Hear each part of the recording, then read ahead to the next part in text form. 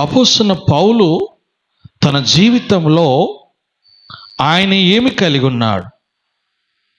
ఈ రోజున సంఘము కలిగిన మనము ఏ విధంగా కలిగి ఉన్నాం?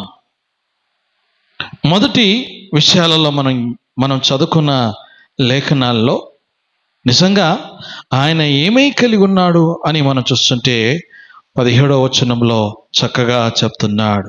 ఏం చెప్తున్నాడంటే, సహోదరులారా, మీరు నన్ను పోలి నడుచుకొని మేము మీకు మాదిరి అయి ఉన్న ప్రకారము.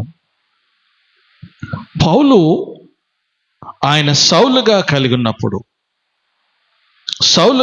ఉన్నప్పుడు ధర్మశాస్త్రాన్ని ఎరిగినవాడు.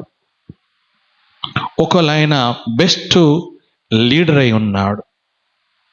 మంచి లక్షణాలు